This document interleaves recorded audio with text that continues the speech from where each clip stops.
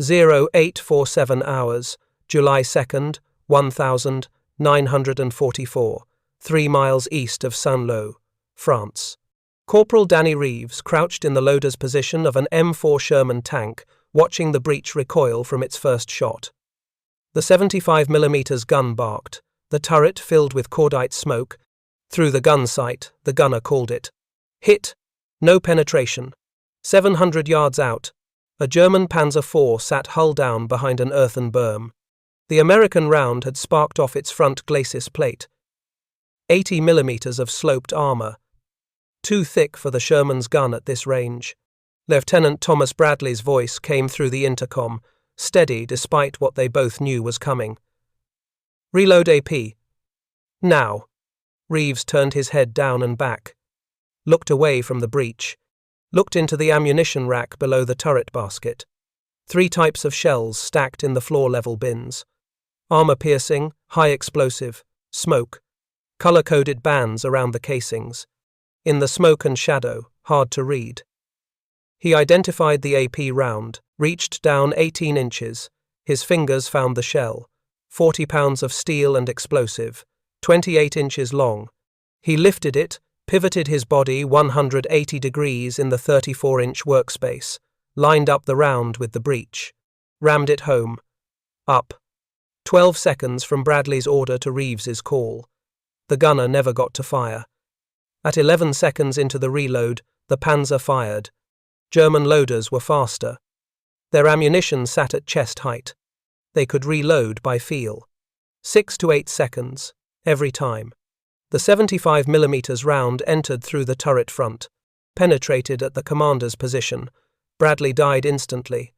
The gunner took shrapnel to his shoulder and face. Reeves felt the blast wave, smelled burning metal and worse things. The tank reversed. The driver got them into cover. The engagement broke off. Reeves sat in the turret, covered in Bradley's blood, the spent shell casing still in his hands. Lieutenant Thomas Bradley, 4th commander he'd lost in 3 weeks. Reeves knew the problem wasn't his hands. It was his eyes.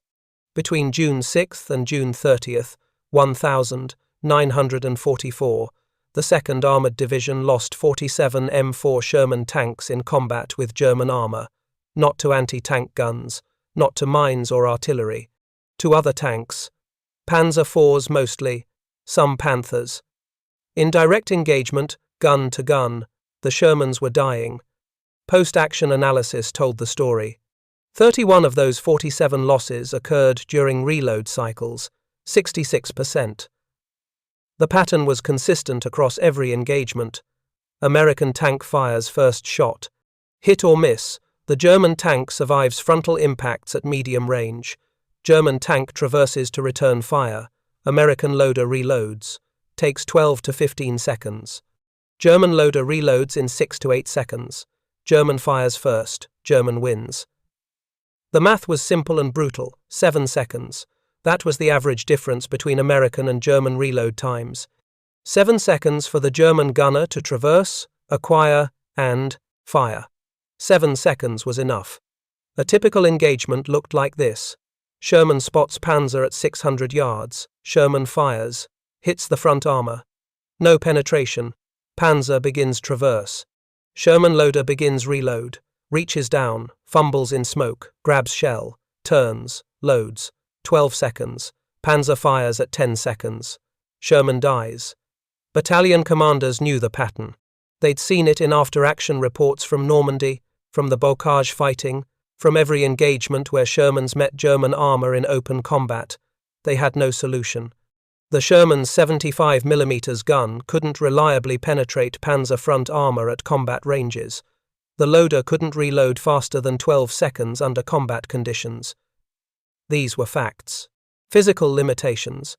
Training wasn't the issue. Every loader in the division had qualified at Fort Knox. Every loader could hit 8-second reloads on the training range. Under ideal conditions, daylight, no smoke, no enemy fire, no cordite fumes, no commander screaming in your ear. Combat conditions were different, tank rocking over rough terrain, turret filled with smoke from the previous shot, enemy rounds hitting the armor, adrenaline making your hands shake. Darkness or twilight, rain, mud, fear. And the geometry. The geometry was wrong. German tanks had ready racks at chest height. A German loader could reach out, grab a shell, and ram it home without looking. Muscle memory, pure repetition. The Panzer IV's loader could do it in darkness, could do it wounded, could do it with his eyes closed. American loaders had to look away from the breech, had to look down into floor-level racks, had to identify the shell type visually, had to turn their entire body to line up the shot. That was the difference. Not training, not courage. Geometry. The M4 Sherman's fighting compartment was 69 inches in diameter. Not 69 inches of workspace. 69 inches including the gun breech, the recoil mechanism, the radio equipment, the commander's station, the gunner's station, and 2 human beings trying to load and fire a 75mm cannon under combat conditions. The loader worked on the left side of the breech. His workspace was 34 inches wide at the shoulder. Enough room to pivot, barely. Not enough room to turn freely. Every movement calculated. Every motion constrained by metal, by machinery, by the other man working 18 inches away. The ammunition storage was below him. Floor-level racks built into the turret basket, 18 inches down from the loader's standing position, 24 inches back toward the turret rear. The shells lay horizontal, parallel to the turret floor, stacked in rows of 5. Each 75mm round weighed 40 pounds, 28 inches long. Brass casing, steel projectile. 3 types in every Sherman: armor-piercing, high-explosive, smoke. Each type marked with color-coded identification bands around the casing. AP rounds had black bands, HE rounds had yellow, smoke had green. The bands were 2 inches wide, easy to read in daylight on a firing range, harder to read in a tank turret filled with cordite smoke at dusk or under red combat lighting, sometimes impossible. The choreography of loading went like this. First, identify the shell type. The commander calls for AP or HE or smoke. The loader must look down into the ammunition rack, must visually confirm which shell is which. The color bands are the only way to tell them apart in the dark. Second, reach down, 18 inches, back angle, awkward posture. The loader's head is now below the turret basket rim. He cannot see the breech, cannot see the commander, cannot see the gun sight. His entire world is the ammunition rack and his hands. Third, extract the shell. 40 pounds of dead weight, lift it clear of the rack. Don't bang it against the turret wall. Don't drop it. Don't fumble. Fourth, rotate 180 degrees. The shell is now in both hands, parallel to the floor. The loader must pivot his entire body. Must turn from facing the ammunition rack to facing the breech. In a 34-inch workspace, with a 40-pound shell in his hands, while the tank is moving, while incoming fire is hitting the armor. Fifth, align the shell with the breech. The breech opens automatically after firing, but the opening is exact. The shell must enter straight. Any angle, any deviation, and it jams. The loader must have visual contact with the breech to align properly. Must see what he's doing. Sixth, ram the shell home. Push it through the breech until it seats. The breech closes automatically. The gun is loaded. Under combat conditions, tank moving over rough terrain, cordite smoke filling the turret, incoming fire, commander shouting, adrenaline. This sequence took 12 to 15 seconds. German loaders faced the same steps with one critical difference. Their ammunition racks sat at chest height, ready racks built into the turret wall. The German loader didn't look down, didn't turn his body, didn't lose visual contact with the breech. He reached out to his right, grabbed a shell, pivoted at the waist, and loaded. 6 to 8 seconds. Every time. The American disadvantage wasn't training or skill, it was where the designers had put the ammunition. Below the loader's sight line, requiring him to look away from the breech, requiring him to turn his entire body, requiring him to reorient himself every single time. A loader who can't see his ammunition without turning away from his breech is a loader who's already too slow. That was the problem, and for 3 weeks Danny Reeves had watched commanders die because of it. Daniel Reeves was 22 years old, born and raised in Pittsburgh, Pennsylvania. South Side, working class. His father owned a machine shop. Small operation, 3 employees. They made parts for steel mills. Precision work. Reeves grew up with calipers in his hands, learning to measure tolerances in thousandths of an inch. He'd attended 2 years of technical college before the draft notice came. March 1943, Fort Knox, Kentucky. Armored Forces training. They tested him for every position. Driver, bow gunner, loader, commander. He scored highest on loader qualification, fast hands, good spatial awareness, calm under pressure, 8.2 seconds.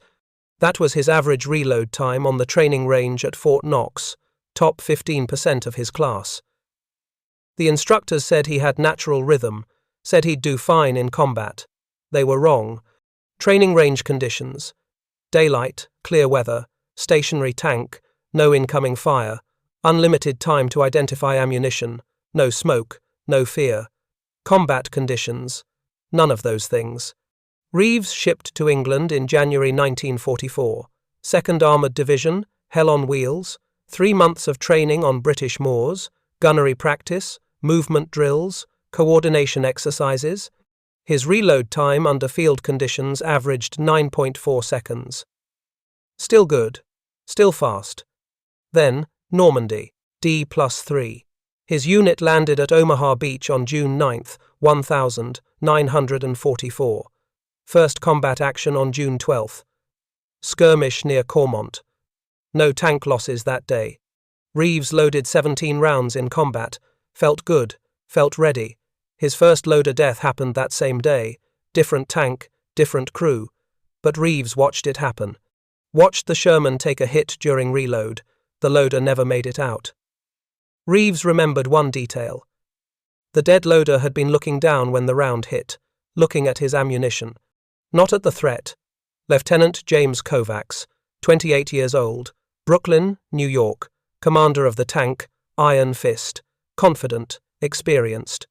He'd been commanding tanks since North Africa, survived Tunisia, Sicily, Italy, 3 years of combat. Kovacs knew how to fight. June 15, 1944, engagement near Cormont. Rolling farmland. Stone walls. Limited cover. Kovacs's platoon encountered 3 Panzer IVs at 600 yards. Standard doctrine: advance to firing position. Identify. Target. Fire first. Kovacs got first shot. His gunner was good. Hit the lead Panzer center mass. Sparks flew off the glacis plate. No penetration. The Sherman's 75mm couldn't punch through at that range. Not the front armor. Kovacs's voice came through the intercom. Calm. Professional. Reload AP. Same target. Reeves executed the procedure. Looked down at the ammunition rack. Identified the AP round by its black band. Reached down 18 inches. Grabbed the shell. 40 pounds. Lifted it clear. Rotated his body. Faced the breech. Lined up the round. Rammed it home. Up. 11 seconds. The Panzer fired at 10 seconds.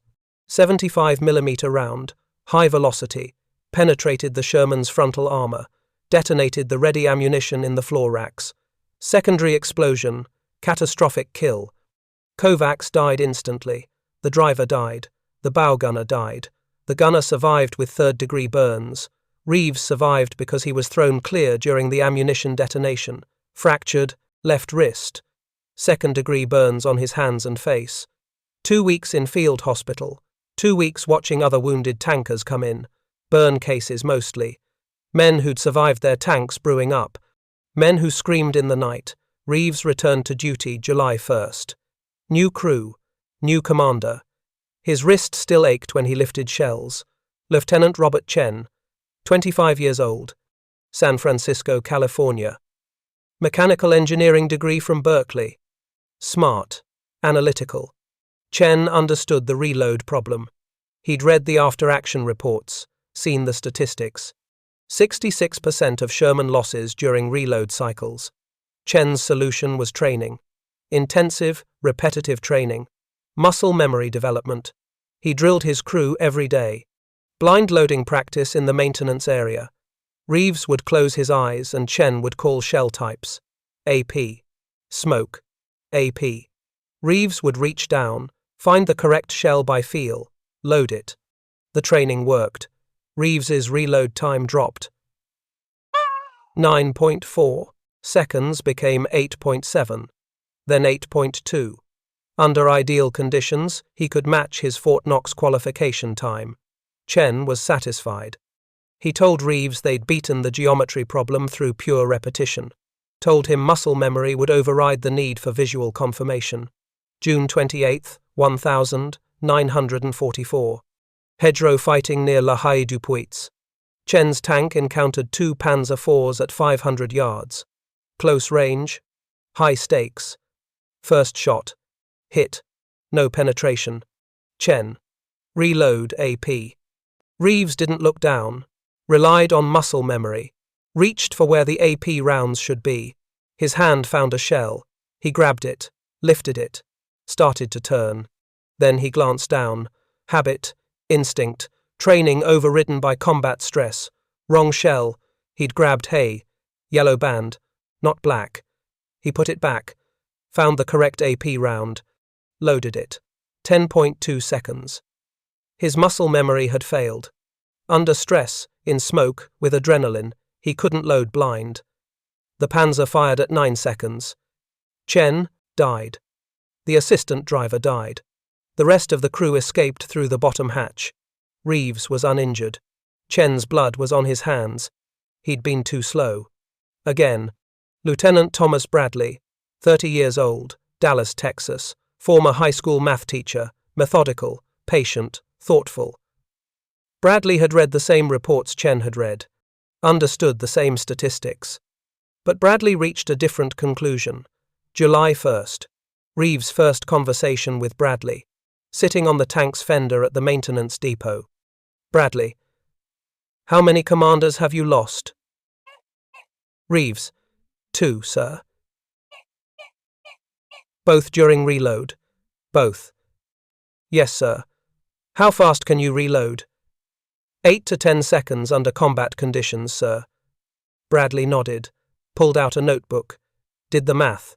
Germans reload in 7 seconds average. We need first shot kills, or we need faster reloads. We can't control the gun's penetration, so we need to control your speed. I'm as fast as I can be, sir. Maybe. Or maybe, there's a different way to do it. They tried different loading techniques. Reeves practiced loading from different positions, tried reorganizing the ammunition racks, tried pre-staging shells. Nothing worked. The geometry was fixed. The ammunition had to come from below. The loader had to look down. The body had to turn. July 2nd, 0847 hours. The engagement that opened this story. The engagement where Bradley died. Reeves had executed a perfect reload.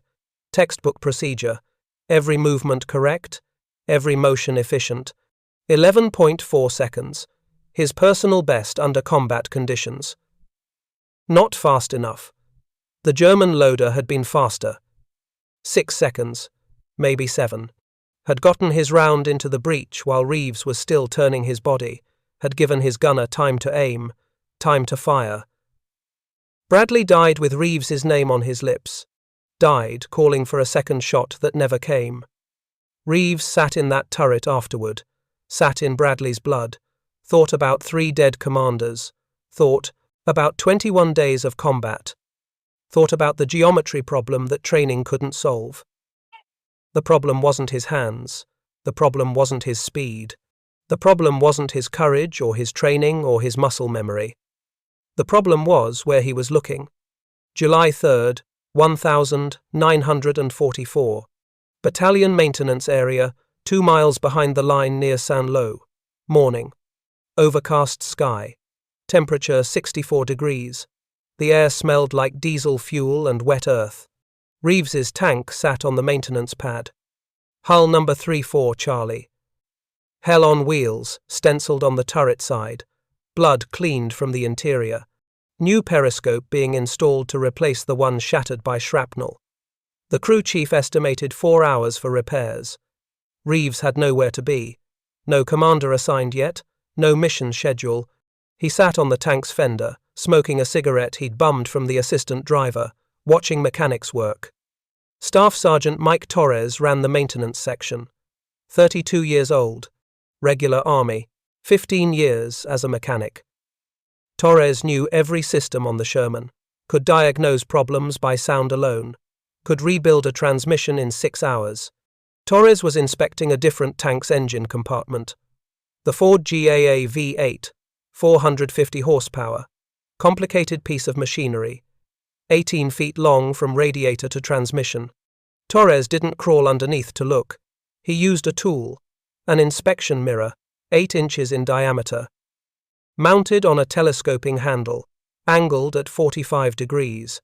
Torres slid it under the engine, moved it around, examined the reflected image. He could see oil leaks, loose bolts, cracked welds. Could see problems without lying in the mud. Reeves watched this for 20 minutes. Watched Torres slide the mirror into tight spaces. Watched him examine things he couldn't see directly. Watched him use reflection instead of contortion. Something clicked in Reeves's mind. Not a complete thought yet. Just an idea forming. A question taking shape. What if you could see ammunition the same way? What if you didn't have to look down? What if you could see the shells while facing the breach? He stood up, walked to the destroyed vehicle yard. 1/4 mile down the dirt road. Rows of wrecked Shermans, jeeps, trucks, half-tracks. Everything too damaged to repair. Everything stripped for salvage parts. The vehicle graveyard. Reeves walked through it, looking at mirrors, side mirrors, rear-view mirrors, periscope mirrors. Found one on a destroyed 2.5-ton truck, 6 by 8 inches. Metal frame, glass intact, undamaged somehow despite the truck being torn apart by artillery. He pulled it off the mounting bracket, carried it back to his tank. July 3rd, 2000, 130 hours. Maintenance area quiet, most crews asleep. Reeves worked alone in his tank's turret, single inspection lamp providing light. The rest was shadow. He sat in the loader's position, studied the space, measured distances with his hands, thought about angles, about reflection, about geometry. The ammunition racks were 18 inches below the turret basket floor. The shells lay horizontal. Their identification bands faced upward. When standing over them, the bands were easy to read. Black for AP, yellow for HE, green for smoke. But from the loader's position standing at the breech, facing forward, the bands were invisible. Hidden below the turret basket, Reeves had to look down and back to see them, had to turn away from the breech, had to break his visual orientation to the gun. What if he didn't have to turn? What if he mounted a mirror on the turret basket wall, angled downward at 45 degrees? The mirror would reflect the ammunition racks upward, would show him the shell identification bands while he faced the breech. He could see the ammunition and the gun simultaneously. He wouldn't have to turn his head, wouldn't have to look away, wouldn't have to reorient his body. Reeves positioned the mirror, tried different locations on the turret basket wall, found the optimal spot, 22 inches above the ammunition racks, centered over the left side bins where the AP and HE rounds were stored. He needed to secure it. No bolts, no welding equipment, no proper mounting hardware. He needed field-expedient materials, baling wire, 3 feet of it, scavenged from ammunition crate wrapping, electrical tape, 1 roll. Standard supply item. He wrapped the baling wire around the mirror's frame, 3 times, tight loops, then secured the wire to the turret basket support bracket. The bracket was part of the tank's structure, solid metal, could support the mirror's weight. He adjusted the angle, 45 degrees, maybe 47.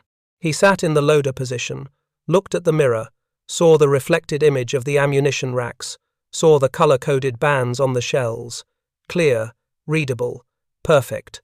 He wrapped electrical tape around the wire connections, reinforced them, made sure nothing would shake loose during movement. During firing. During combat, total installation time, 12 minutes. Total cost, 0. Salvaged mirror, scrap wire, standard tape. Total weight added to tank, 8 ounces. He tested it, sat in position, looked at the mirror. Called out shell types. Left rack, 3rd position. HE, center rack, 2nd position. Smoke, right rack, 1st position. Every identification correct. No need to look down, no need to turn away from the breech. July 4th, 0730 hours. Reeves's tank still at the maintenance depot, repairs completed, ready for service. New commander assigned.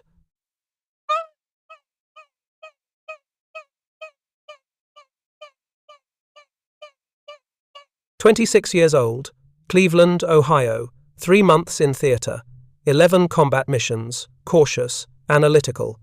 Morrison had survived this long by being smart, by not taking unnecessary risks, by treating every detail as important. Morrison arrived to inspect his new tank, walked around the exterior, checked the tracks, the road wheels, the final drive, climbed onto the hull, opened the hatches, looked inside. He saw the mirror immediately. "Corporal." "What's that?" Reeves looked up from where he was stowing ammunition. "Loader mirror, sir." "Is that standard equipment?" "No, sir. I installed it." Morrison climbed into the turret, examined the mirror, touched the baling wire, checked the angle, sat in the commander's position, then moved to the loader's position, looked through Reeves's eyes. He could see the ammunition racks reflected in the mirror, could see the identification bands, could see them while facing the breech. "What's it for?" Morrison asked, though he was already understanding. "Keeps my eyes on the breech while I identify ammunition, sir. Don't have to turn my head.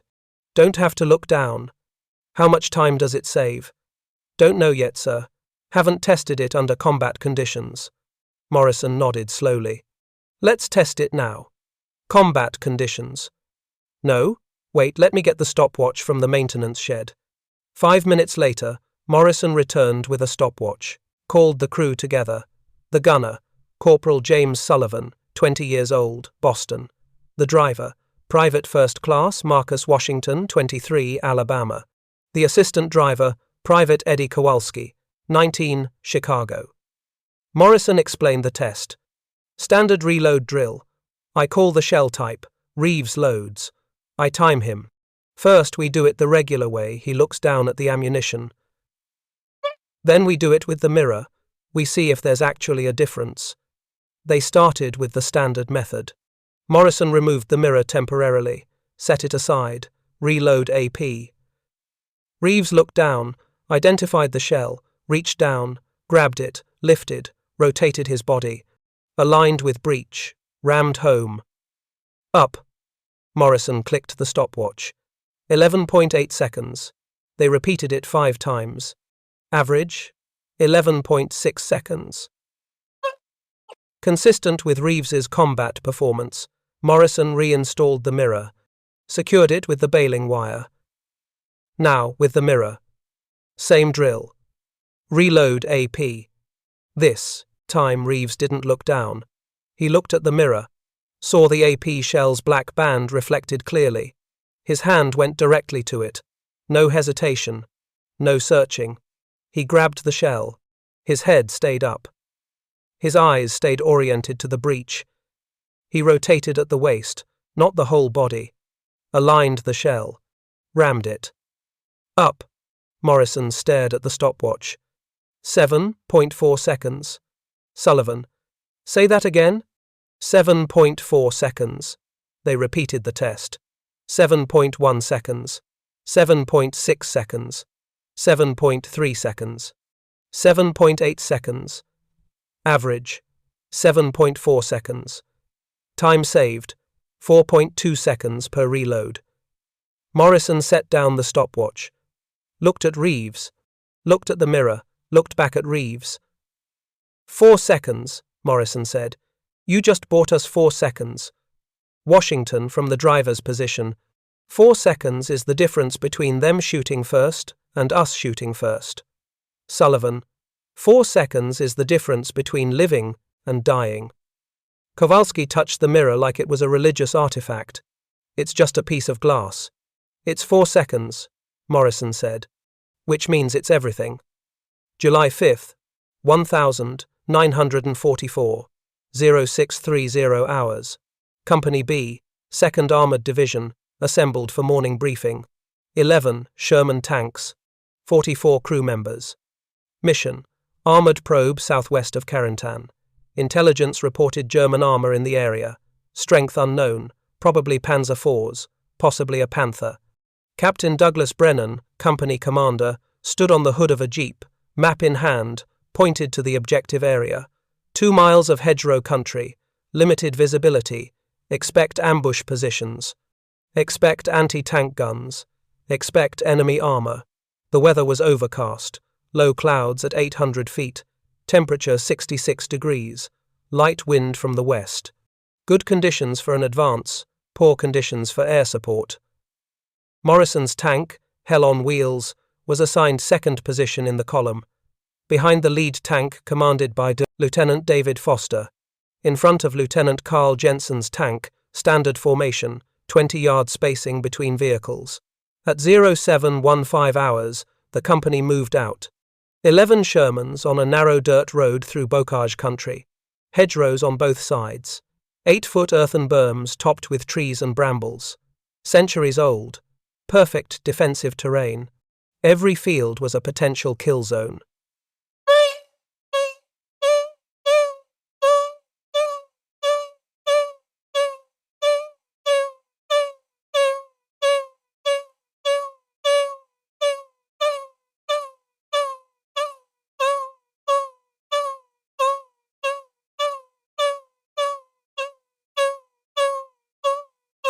Sullivan, in the gunner's position, eye pressed to the sight. Washington driving, watching the tank ahead through the periscope. Kowalski in the bow gunner position, scanning for infantry. Morrison in the commander's cupola, head out of the hatch, binoculars up. Reeves at his station, left side of the breech. AP round already loaded. The mirror mounted on the turret basket wall, reflecting the ammunition racks. He could see the shells without looking down. Black bands, yellow bands, green bands, all visible in the reflected image. His hands were steady, his breathing was controlled. 3 commanders had died in this position. 3 men who'd trusted him to reload fast enough to keep them alive. He'd failed all of them. The mirror was his answer. 4 seconds. 4 seconds might be enough. At 0847 hours, the radio crackled. Foster's voice from the lead tank. Contact. Tank, hull down. 600 yards. 11 o'clock. Morrison, all units, prepare to engage. The column stopped. Engines idling. Sullivan traversed the turret left. Morrison gave range and direction. 600 yards, Panzer IV, partial defilade behind berm. Reeves waited. His hand rested on the breech, ready. Foster's tank fired first. The 75mm gun roared. 600 yards. The round hit dirt, short. The Panzer IV was hull down, only its turret visible above the earthen berm. Difficult target. The German tank didn't return fire immediately. Waited.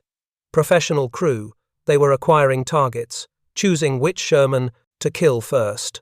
They chose Foster's tank, the lead unit, standard tactics. Kill the leader, the Panzer's gun fired. Flat crack, different sound than the Sherman's gun. Higher velocity, the round hit Foster's tank low, penetrated the front hull, didn't brew up.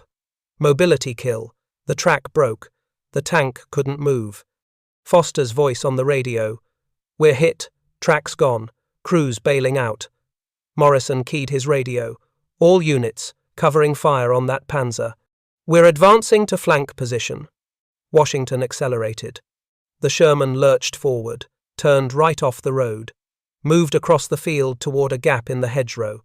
Morrison was taking them to a flanking position, where they could see the Panzer's side armor instead of its front. The tank crashed through brush, rocked over uneven ground. Reeves braced himself against the turret wall, kept his eyes on the mirror. The ammunition racks were reflected clearly despite the movement. Morrison. Driver, stop here. Gunner, target tank, 580 yards, 10 o'clock. The Sherman stopped.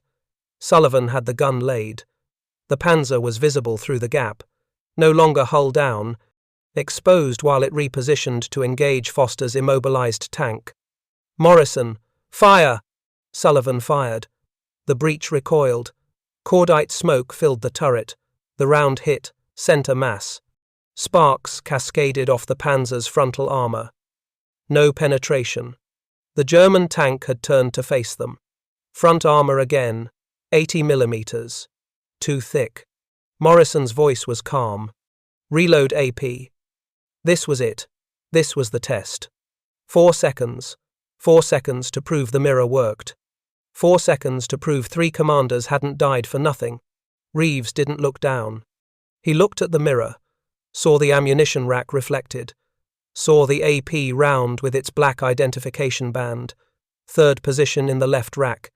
His hand went directly to it. No hesitation, no fumbling. He grabbed the 40-pound shell. His head stayed up. His eyes stayed oriented to the breech. His body pivoted at the waist. Not a full rotation, just a pivot. The shell aligned with the breech. He rammed it forward, felt it seat. Up. Morrison. Fire. Sullivan fired immediately. Total time from Morrison's order to the second shot, 6.2 seconds. The Panzer was still traversing its turret, still trying to bring its gun to bear on Morrison's tank. German loaders were fast, 6 to 8 seconds, but not fast enough this time. The second American round caught the Panzer mid-traverse, hit the turret ring where the turret met the hull, weak point. The armor was thinner there. The round penetrated inside the Panzer, the ammunition detonated. Secondary explosion. The turret lifted 6 inches. Flame and smoke poured from every hatch. Catastrophic kill. Sullivan. Target destroyed. Morrison was already scanning for threats. Second target. Moving left. 700 yards. 9 o'clock. Another Panzer IV. This one was maneuvering through a gap in the hedgerow, trying to flank the American formation, exposed while it moved. Sullivan traversed left, tracked the moving target. Difficult shot. The Panzer was moving at 10 miles per hour, crossing their field of fire. Led the target. Calculate deflection. Sullivan had done this 100 times in training, twice in combat. Reeves was already loading. He didn't wait for Morrison's order. Combat rhythm. Gunner fires, loader loads, automatic sequence. He glanced at the mirror, saw the AP round, grabbed it, loaded it. 6.8 seconds. Sullivan. On target. Morrison. Fire. The gun fired. 700 yards. Moving target. The round led the Panzer perfectly. Hit it in the side armor. The side plates were only 30 millimeters thick, vertical, not sloped. The American round punched through like paper. Penetration. The Panzer stopped immediately. Smoke poured from the engine deck. Not a catastrophic kill, but a mobility kill. The crew hatches opened. German tankers bailed out, ran for the hedgerow, left their tank, burning. Morrison. Cease fire. Target neutralized. 2 German tanks, 2 minutes, 40 seconds of engagement, both destroyed. 0 American casualties beyond Foster's immobilized tank, and his crew had escaped unharmed. The company reformed, continued the advance, no further contact that day. At 1,630 hours, they returned to the assembly area. Maintenance crews swarmed the tanks, refueling, rearming, inspecting for damage. Morrison climbed down from the commander's cupola. His uniform was soaked with sweat. His hands were shaking slightly, adrenaline wearing off. He walked around the tank, found Reeves standing beside the turret, smoking a cigarette. His hands were steady, no shake. Just the slight tremor that came from physical exertion. from lifting 40-pound shells repeatedly.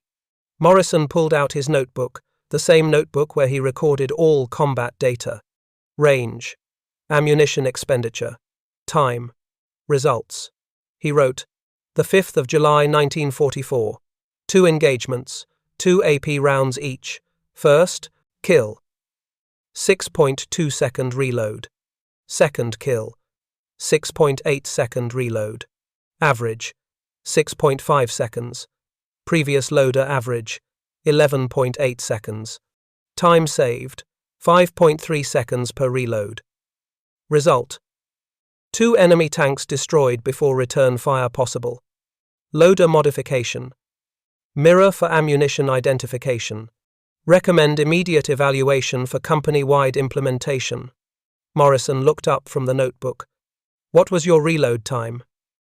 Reeves. Felt like 6 seconds. Maybe 7. 6.5 average. You just gave us first shot advantage on the second round. The Germans reload in 6 to 8 seconds. You matched them. The mirror worked. The mirror saved our lives, Morrison said, and it's going to save a lot more. July 5th, 1944. 1,730 hours. Captain Douglas Brennan's command tent. Morrison requested the meeting.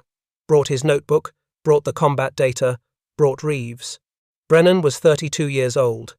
West Point, class of 1934, 10 years in armor. Professional officer. By the book. He'd commanded. Company B since North Africa. New tanks, new tactics, knew his men. Morrison laid out the evidence. Sir, Corporal Reeves has developed a modification that reduces reload time by 5 seconds. Brennan looked at Reeves. What kind of modification? A mirror, sir, mounted in the turret, reflects the ammunition racks so the loader can identify shells without looking down. Brennan's expression didn't change. Show me. They walked to Morrison's tank, climbed into the turret. Brennan sat in the loader's position, looked at the mirror, saw the ammunition racks reflected, saw the color-coded identification bands, black, yellow, green, all clearly visible while facing the breech. Brennan was quiet for 30 seconds. Then, how much does it cost? Nothing, sir. Salvaged mirror, baling wire, electrical tape. Installation time? 12 minutes. Weight? 8 ounces. Brennan looked at the mirror again, reached out, touched the baling wire. This isn't standard equipment. No, sir. You installed it without authorization. Yes, sir. And it works? Morrison spoke up. Sir, today's engagement, 2 enemy tanks destroyed. Reeves's reload time averaged 6.5 seconds. His previous average was 11.8. Time saved, 5.3 seconds. That gave us second shot advantage before the Germans could return fire. That's why we're standing here and they're not. Brennan climbed out of the turret, stood on the tank's deck, looked at both of them. How many mirrors can we get? Morrison. The salvage yard has maybe 50 wrecked vehicles. Every vehicle has at least 1 mirror. We could equip the entire company by tomorrow. Do it, Brennan said. Every tank in Company B gets a mirror. I'll inform battalion commander afterward. Reeves. Sir, what if? What if battalion disapproves? Then I'll take the reprimand. But I won't watch my men die because we're too stupid to use a mirror. Install them. That's an order. July 6th, 0600 hours. Company B maintenance area. Organized chaos. 11 tanks. 11 crews. 50 salvaged mirrors spread across a tarpaulin. Reeves moved from tank to tank, showing loaders how to install the mirrors, where to position them, how to angle them, how to secure them with baling wire and electrical tape. Some loaders understood immediately. Others were skeptical. One loader, Corporal James Patterson from Lieutenant Jensen's crew, challenged it. This is going to fall off first time we fire the gun. Reeves. Mine's been through 2 engagements. 15 rounds fired. Still secure. It's going to block my movement. It's 8 inches wide. Doesn't block anything. Patterson stared at the mirror. Then at Reeves. How much faster? 5 seconds. Maybe more. 5 seconds doesn't sound like much. 5 seconds is the difference between them shooting first and you shooting first. Patterson installed the mirror. Took him 14 minutes. Tested it. Looked at the reflected ammunition racks. Called out shell types without looking down. AP. HE. Smoke. Every identification correct. He nodded slowly. Okay. Maybe this works. By 1800 hours, all 11 tanks in Company B had mirrors, baling wire installations, electrical tape reinforcements, 8-ounce additions to 40-ton machines. Invisible modifications that changed everything. July 7th. Company B encountered German armor again. 4 separate engagements. 6 German tanks destroyed. 1 Sherman lost hit by a concealed anti-tank gun, not by another tank. The loader survived. Got out through the bottom hatch. His mirror, still intact, was salvaged and installed in a replacement tank. Reload times across the company averaged 7.2 seconds, down from 12.1 seconds the previous week. 5-second improvement, consistent across all crews. The other companies in the battalion noticed, asked questions. Where's Company B getting their speed? What changed? What are they doing differently? Lieutenant Foster, whose tank had been hit on July 5th, got a replacement tank. He found Morrison. Asked about the mirrors. Morrison showed him, explained the concept. The reflection, the geometry, the time saved. Foster, can I get one for my new tank? Morrison, take 2 mirrors, one for you, one for whoever asks next. By July 10th, mirrors were spreading through the battalion. Loader to loader, crew to crew, tank to tank. No official orders, no formal distribution system. Just word of mouth. Just combat effectiveness speaking for itself. The maintenance depot salvage yard ran out of mirrors by July 12th. Crews started fabricating their own. Polished metal plates, shaving mirrors from personal kits. Anything reflective. Anything that could show ammunition markings. The innovation was going viral. July 14th, 1944. Battalion Headquarters. Lieutenant Colonel James Harrison, Division Ordnance Officer, arrived for inspection. Someone had told him about unauthorized modifications. Someone had mentioned mirrors. Harrison was career Army, 30 years in service. Regulations were his religion. Unauthorized modifications were heresy. He inspected Company B's tanks personally, found mirrors in all 11. Inspected Company A. Found mirrors in 7 tanks. Company C, 9 tanks. Total, 27 unauthorized installations in 1 battalion. Harrison called a meeting. All company commanders. Battalion Commander Colonel Robert MacDonald presiding. Harrison presented his findings. Sir, we have a discipline problem. 27 tanks have unauthorized equipment modifications. Field expedient installations using salvaged materials, no engineering approval, no ordnance authorization, no documentation. MacDonald, are they working? That's not the point, Colonel Harrison. Are the modifications working? Harrison paused. The combat reports suggest improved performance. Yes. Suggest? Reload times have decreased significantly. Kill ratios have improved. MacDonald opened a folder. Read from it. June 6th through June 30th. 47 Shermans lost to enemy armor. Tank versus tank kill ratio, 0.6 to 1. We lost more tanks than we killed. July 1st through July 13th. 14 Shermans lost to enemy armor. Kill ratio, 2.1 to 1. We're killing 2 German tanks for every Sherman we lose. What changed, Colonel Harrison? Sir, multiple factors. The mirrors changed. That's what changed. Corporal Reeves from Company B invented a modification that saves 5 seconds per reload. 5 seconds means our loaders match German loader speed. Means we get second shots before they do. Means my men come home alive. Harrison, sir, These modifications haven't been tested by Army ordnance, haven't been approved through proper channels. If something fails, nothing's failed in 200 combat reloads. But if it does, MacDonald stood. Colonel, you're going to test these mirrors. Officially. Document the reload times. Compare them to standard procedures. If they work and we both know they work, you're going to authorize them. I will not watch my tankers die because we're too bureaucratic to use a mirror. Are we clear? Harrison stiffened. Yes, sir. I'll organize testing immediately. You have 48 hours. And, Colonel? The test results better match what I'm seeing in combat. Because if your official tests say these mirrors don't work, I'm going to question whether you're testing them correctly. July 15th through July 18th, 1944, Division Testing Facility. 3 miles behind the front line, temporary range, static targets, observation bunker, stopwatches, documentation. Colonel Harrison brought his ordnance team.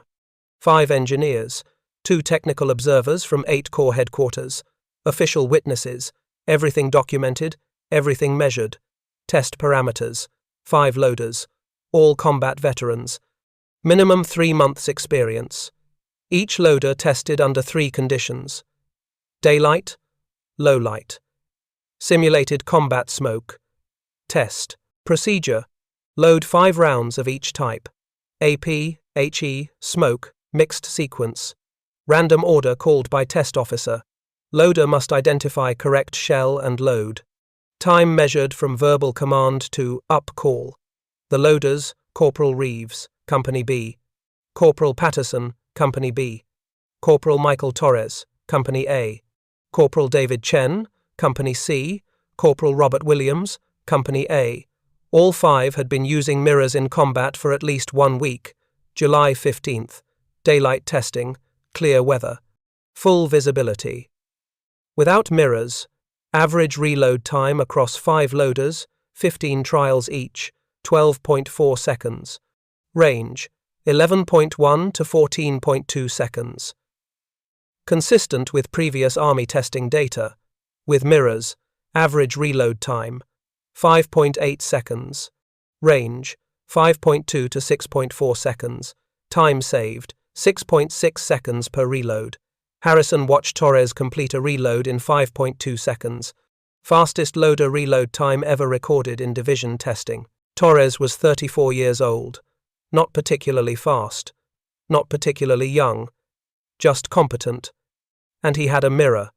July 16th. Low light testing. Simulated dusk conditions. Red combat lighting only. Without mirrors. Average 15.7 seconds. Loaders struggled to identify shell types. Color-coded bands difficult to read in red light. Multiple false starts. Several shells grabbed and returned when loaders realized they'd selected wrong type.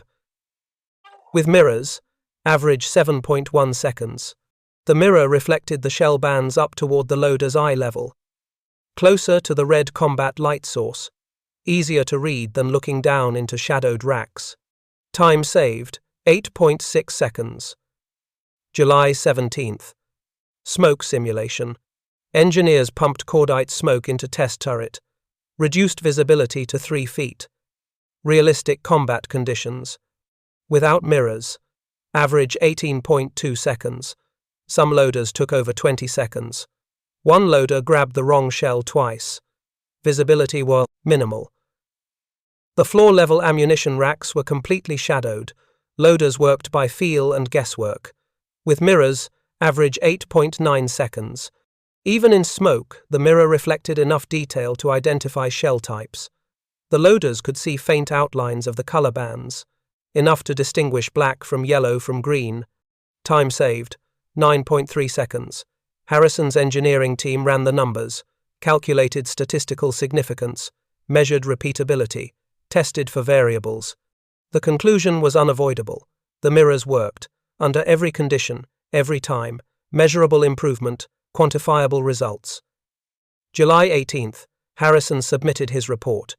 July 20th, 1944, Division Order 44 to 177. Official authorization. Signed, Lieutenant Colonel James Harrison, Division Ordnance Officer. Countersigned, Colonel Robert MacDonald, Battalion Commander. Approved, Major General Ernest Harmon, Commanding General, 2nd Armored Division. The modification was official, not just authorized, recommended. But the order didn't mention Corporal Daniel Reeves, didn't mention July 3rd, didn't mention 3 dead commanders, didn't mention a salvaged truck mirror and 12 minutes of work. The innovation had been bureaucratized, sanitized, made official, and in the process, made anonymous. July 22nd. Division Order 44-177 distributed to all units in 8 Corps, then to 1st Army, then to all American armored forces in Europe. By August 1st, an estimated 60% of Sherman tanks in Normandy had loader mirrors. By September 1st, 70%. By October 1st, 85%. The spread was organic. Bottom up, loader to loader. The official order authorized it, but the combat effectiveness drove it. Loaders who used mirrors survived at higher rates. Loaders without mirrors asked loaders with mirrors how to get them. The answer was always the same. Find a mirror, find some wire, install it. Some units received manufactured mirrors from division maintenance, shops, metal plates, properly sized, with welded mounting brackets, professional installations, but most mirrors remained field expedient, salvaged from wrecked vehicles, mounted with baling wire, secured with electrical tape. The improvised versions worked just as well as the manufactured ones. The modifications spread beyond the 2nd Armored Division. 3rd Armored Division adopted it in late July, 4th Armored Division in early August. The 6th, 7th, 8th, 9th Armored Divisions followed. By September, loader mirrors were standard equipment in every American armored unit in France, Belgium, and Luxembourg. Tank loaders taught the technique to replacement crews. Veterans showed new arrivals how to install mirrors, how to position them, how to use them. The institutional knowledge transferred faster than any training manual could have managed. Some crews improvised variations, larger mirrors for better visibility, multiple mirrors for different ammunition rack positions, adjustable mounts for fine-tuning the angle. The basic concept reflection instead of direct vision remained constant, but the implementation evolved. British tank crews heard about the American mirrors. Some units requested them. Some British loaders installed their own versions in Cromwell and Churchill tanks. The concept was universal. Any tank with floor-level ammunition storage could benefit. Even some German tank crews, after examining captured American Shermans, noticed the mirrors. German intelligence reports from September 1944 noted auxiliary mirror installations in American tank turrets, purpose unknown. The Germans never fully understood what the mirrors were for. They assumed they were periscope replacements or vision enhancement devices. They never realized the mirrors were for ammunition identification. Never realized that this simple modification had eliminated the German reload speed advantage. By the end of 1944, loader mirrors had become so common that new replacement Shermans arriving from the United States sometimes had mirrors pre-installed by depot-level maintenance, not factory equipment, not official production specification, but depot mechanics had heard about them, understood their value, installed them before the tanks reached combat units. The innovation had gone from one corporal's idea to theatre-wide standard practice in 6 months, without a formal program, without a development contract, without an engineering committee, just combat effectiveness, word of mouth, and baling wire. July 5, 1944 through May 8, 1945. 10 months. 307 days of war. Corporal Daniel Reeves served with Lieutenant Frank Morrison's crew for the entire period. The only loader in Company B to stay with the same commander for more than 10 months. The only crew in the battalion with perfect continuity from Normandy to VE Day. Combat record: France, Belgium, Germany, Czechoslovakia. 47 tank versus tank engagements, 93 combined arms operations, 214 days in contact with enemy forces. Morrison's tank was destroyed twice, once by a mine near Aachen in September, once by an 88mm anti-tank gun near the Rhine in March. Both times, the crew survived. Both times, they transferred to replacement tanks within 24 hours. Both times, Reeves installed a mirror before the next mission. His average combat reload time, documented across 73 after-action reports, 6.8 seconds. Faster than any other loader in the division, faster than Army qualification standards, fast enough to keep Morrison alive. Morrison earned 3 Silver Stars, 2 Bronze Stars, and a battlefield commission to captain. Every commendation mentioned his crew's exceptional performance under fire. None mentioned the mirror. None mentioned Reeves by name except the standard crew roster listings. Reeves was promoted to sergeant in December 1944, earned a Bronze Star for action near Aachen, when the gunner was wounded and Reeves took over the gun, loaded and fired simultaneously, destroyed 2 German anti-tank positions. The citation praised his versatility and courage under extreme duress. Didn't mention that he'd been able to load and fire simultaneously because he could identify ammunition in the mirror without looking away. From the gun sight. May 8, 1945. VE Day. Morrison's crew was near Pilsen, Czechoslovakia.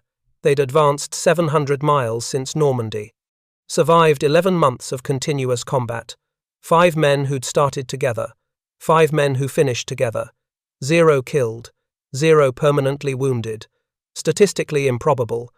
Attributable to skill, to luck, to Morrison's tactical brilliance, to Sullivan's gunnery, to Washington's driving, to Kowalski's vigilance, and to a 6x8-inch mirror mounted with baling wire. Reeves returned to the United States in September 1945. Camp Kilmer, New Jersey. Processing for discharge. September 28th. Final. Formation. Discharge papers. Honorable service. 3 years, 6 months, 22 days. Service record. Exemplary. No disciplinary actions. 3 commendations. 1 Bronze Star. 1 promotion. Section 8 of his discharge papers. Specialized skills and training. Tank loader. Qualified. Nothing about mirrors. Nothing about innovation. Nothing about saving 200 lives. October 1945. Reeves returned to Pittsburgh. South Side. His father's machine shop. The building looked smaller than he remembered. 3 employees had become 7. War production had been good for business. His father offered him a job. Reeves accepted. Started the next day. Worked the lathe. Made parts for steel mills. Precision work. Measured tolerances in thousandths of an inch, the same work he'd done before the draft notice. Like the war had never happened, except it had. He met Helen Kowalski in March 1946, Eddie Kowalski's older sister. Eddie had written home about his crew, about Morrison, about Reeves, about surviving 11 months when most crews lasted 6 weeks. Helen wanted to meet the men who'd kept her brother alive. Reeves and Helen married in June 1947. Small ceremony. Immediate family only. Eddie was best man. Morrison came from Cleveland, Sullivan from Boston, Washington from Alabama. The crew, together again, in dress uniforms. 3 children, 1,948, 1,950, 1,953. 2 boys, 1 girl. Reeves taught them about precision, about measuring twice, about doing work that mattered. Never told them about the war in detail. They knew he'd been in tanks, knew he'd served in Europe, knew he'd earned a Bronze Star. Didn't know why. 1956. Reeves took over the machine shop from his father, built it into a larger operation. 20 employees by 1960. Supplied parts to 3 steel mills. Modest prosperity. Comfortable middle-class life. House in the suburbs. 2 cars. College fund for the kids.